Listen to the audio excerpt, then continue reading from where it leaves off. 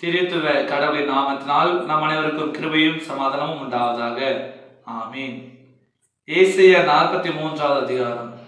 பாபிலோனின் சிறையிருப்பில் இருக்கிற பொழுது கடவுளுடைய வார்த்தை ஏசாயாவிற்கு வந்தது. அப்போ அந்த 43ஆம் அதிகாரத்தில் நாம் பார்க்கிற பொழுது கடவுள் ஒரு புதிய காரியத்தை இந்த யூத ஜனங்களுக்கு செய்ய போகிறார்.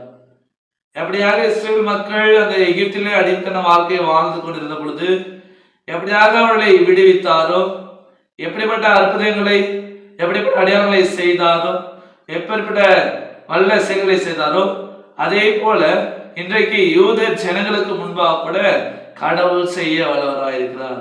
ஒரு புதிய காரியத்தை அவர் செய்ய போகிறார். அந்த சிறையிருப்பிலிருந்து விடுதலை தரப்போகிறார். அந்த கடவுள் எப்படிப்பட்டவர் என்றால், பாதை இல்லாத இடத்துல கூட பாதை உண்டாக்குகிறவர், பாலைவனத்துல கூட தண்ணீரை வர வைக்கிறவர்.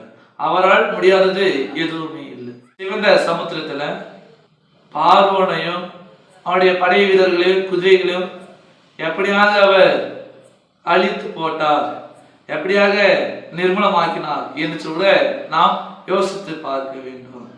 ஒரு மெழுகுவத்தியை அணைத்து போடுவது போல அவர் அணைத்து போட்டார். அவர் மகா வல்லமையுள்ள கடவுள், அவரால் முடியாதது எதுவுமே இல்லை. அப்போ அந்த கடவுளுக்குள்ளாக நாம் என்ன செய்ய வேண்டும்? விசுவாசம் உள்ளவர்களாக இருக்க வேண்டும். அந்த கடவுளை நாம் நம்புகிற பொழுது, அந்த கடவுளை நாம் விசுவாசிக்கிற பொழுது, அவருக்குள்ளாக நாம் இருக்கிற பொழுது நம்முடைய வாழ்வில் என்ன பண்றாரு? புதிய காரியத்தை செய்ய போகிறார். எனவே தான் ஏசாயா 43ஆம் அதிகாரம் 19வது வசனத்தில் எப்படியாக சொல்கிறார்? இதோ நான் புதிய காரியத்தை செய்கிறேன், இப்பொழுதே அது தோன்றுகிறது, அது உங்களுக்கு தெரியவில்லையா? நான் வனாந்தரத்தில் வழியையும் அவாந்தர வெளியில் ஆறுகளும் உண்டாகும்படி செய்வேன். அப்ப நாம் இதுல பார்க்கும் பொழுது கடவுள் புதிய காரியத்தை செய்ய போகிறார். கிறிஸ்துவின் வழியாக பாவத்திலிருந்து நம்மை மீட்டெடுக்கிறார், பாவ மன்னிப்பை கொடுக்கிறார், பாவம் என்னும் சேற்றிலிருந்து நம்மை கழுவி ஒரு புதிய வாழ்க்கையை நமக்கு கிருபையாக கொடுக்கிறார் கிறிஸ்துவின் வழியாக. அப்போ நாம் அந்த கடவுளுக்குள்ளாக நாம் வாழ வேண்டும். அப்போ கடவுளுக்குள்ளாக கிறிஸ்துவை பற்றி நம்பிக்கையில அந்த மீட்கப்பட்ட வாழ்க்கை நாம் வாழுகிற பொழுது நாம் என்ன செய்ய வேண்டும்? முந்தினவைகளை நினைக்க கூடாது, பூர்வ காலத்தில் நடந்தவைகளை யோசிக்க கூடாது, நம்முடைய பழைய வாழ்வை நாம் நினைக்க கூடாது, அந்த பாவமான வாழ்வை நாம் யோசிக்க கூடாது. கடவுள் கொடுத்த அந்த புதிய வாழ்க்கையை நாம் வாழ வேண்டும். கடவுளுக்குள்ளாக அந்த புதிய ஜீவனை நாம் ஜீவிக்க வேண்டும். அதுதான் பவுல் சொல்கிறார், பின்னானவைகளை மறந்து முன்னானவைகளை நாடி கிறிஸ்து இயேசுக்குள் கடவுள் அழைத்த பரம அழைப்பின் பந்தய பொருளை பெறுவதற்காக இலக்கை நோக்கி ஓடுகிறேன்.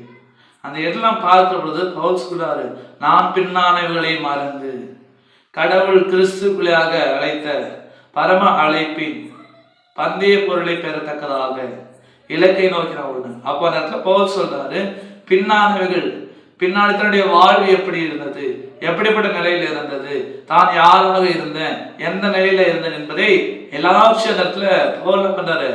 மறக்கிறார், எல்லாவற்றையும் அந்த விட்டுடுறார். அந்த ஒரு புதிய வாழ்வை கடவுள் கிறிஸ்து வழியாக அழைத்த அந்த அழைப்பின் பரம அழைப்பை ஏற்றுக்கொள்கிறார். அந்த பரம அழைப்பின் பந்தய பொருளை பெறத்தக்கதாக தொடர்கிறார். அதான் நாம பார்க்கிறோம். பிலிப்பியர் 3ஆம் அதிகாரத்துல 4, 5, 6 நம்ம தெளிவா நம்ம பார்க்கலாம். அவனுடைய பழைய வாழ்க்கை எப்படி இருந்தது, அவன் யாராக இருந்தான்னு சொல்லி நம்ம அந்த இடத்துல நாம பார்க்கிறோம்.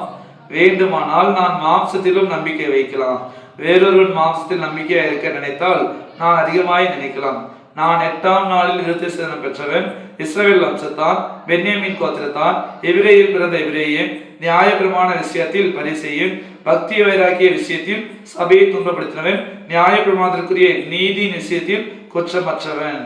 அப்ப இதுல பார்த்தோம், இவை எல்லாமே பவுலுடைய பழைய வாழ்க்கையாக இருக்கிறது, முன்னான வாழ்க்கையாக இருக்கிறது. ஆனால் இந்த பவுல் எல்லாவற்றையும் கிறிஸ்துவின் நிமித்தமாக நஷ்டம் என்று, குப்பை என்று எண்ணுகிறார். அப்ப இன்னைக்கு நாம் கூட நாம் ரட்சிக்கப்பட்டிருக்கிறோம், நாம் மீட்கப்பட்டிருக்கிறோம். கடவுள் நம்முடைய வாழ்வு சரி புதிய காரியங்களை செய்கிறார், கிறிஸ்துவனாக நம்மை மீட்டிருக்கிறார், கிறிஸ்துவனாக நம்முடைய பாவனை மன்னித்திருக்கிறார். எனவே நாம் செய்யணும், நம்முடைய பழைய வாழ்வை மறந்து புதிய வாழ்வை வாழ வேண்டும். பழைய வாழ்வை விட்டு புதிய வாழ்வை நாம் வாழ வேண்டும். அப்படி வாழ்ந்து நாம் கனி கொடுக்க வேண்டும். கனி கொடுக்கிற வாழ்வை வாழ வேண்டும். ஏனென்றால் கடவுள் ஒரு புதிய வாழ்க்கை நம்மிடமாய் கொடுத்திருக்கிறார். அந்த வாழ்க்கையில நாம கடவுளுக்கு ஏற்ற ஒரு நல்ல வாழ்க்கையை வாழ்ந்து அவர் கனி கொடுக்க வேண்டும். அது ஒரு உண்மையாக அந்த இடத்துல சொல்றார் லூக்கா. ஒரு எஜமான் என்ன பண்றாரு, திராட்சை நட்டு அதை என்ன பண்றாரு, குத்தகை காலத்துல விட்டு போறாரு. சில காலம் சென்ற பிற்பாடு அதனுடைய பலனை பெற்றுக்கொள்ளும்படியாக தன்னுடைய வேலைக்காரர்கள் அனுப்புறாரு. ஒவ்வொரு முறையும் வேலைக்காரனை அனுப்பும்போது அடிக்கிறது, துன்பப்படுத்துவது, அசிங்கப்படுத்துவது, அவமானப்படுத்துவது, வெறுங்கையா அனுப்புற ஒரு சூழ்நிலை. கடைசியா அந்த எஜமான் என்ன பண்றாரு, தன்னுடைய குமாரனை அனுப்புறாரு, அந்த தோட்டத்தின் சுதந்திரவாளி. அப்போ அந்த குத்தகை எடுத்து என்ன பண்றாங்க, இவன் தோட்டத்தில் சுதந்திரவாளி, இவனை நாம் கொஞ்சம் போட்டால் இந்த தோட்டம் நமக்கு சொந்தமாக சொல்லி அவர் என்ன செய்கிறார்கள், அந்த குமாரனை கொஞ்சம் போடுகிறார்கள். அவர் அந்த தோட்டத்தில் என்ன பண்றாரு, அந்த கொடூரமான குத்தகைக்காரர்கள் என்ன பண்றாரு, அழித்து போடுறார். மற்ற இடத்துல அந்த தோட்டத்தை என்ன பண்றாரு, கொடுக்கிறாரு. இன்றைக்கு கடவுள் நமக்கு இந்த வாழ்வை கொடுத்திருக்கிறார். இந்த வாழ்வு மீட்பின் வாழ்வு, மன்னிக்கப்பட்ட வாழ்வு. இந்த வாழ்வு கடவுளுக்குரியதாக இருக்க வேண்டும். இந்த வாழ்விலே கடவுள் எதிர்பார்க்கிற கனியை கொடுக்க வேண்டும். அவருடைய இரண்டாம் வருகையிலே அவர் நம்மை கணக்கு கேட்கிறவராக இருக்கிறார். அவரெல்லாம் கணக்கு ஒப்பு கொடுக்க வேண்டும். ஒருவேளை நாம் அவருக்கு கணக்கு கொடுக்க தவறினால், கனியை கொடுக்க தவறினால், நம்மால் அந்த நித்திய ஜீவனுக்குள்ளாக பிரவேசிக்க முடியாது. எனக்கு அன்பானவர்களே, இந்த காலத்துல ஒரு சந்தினுடைய 5வது ஞாயிற்றுக்கிழமை இந்த நாளில கடவுள் நம்ம ஒரு புதிய காரியத்தை செய்ய போகிறாரு. எனவே நாம் கடவுளை நம்பி அவரை விசுவாசத்தை அவருக்குள்ளாக வாழ வேண்டும். அப்படி வாழுகிற பொழுது தமது குமாரனாகி கிறிஸ்துவிலே நம்முடைய பாவங்களை மன்னிக்கிறாரு, நமக்கு நித்திய ஜீவனை கொடுக்கிறாரு.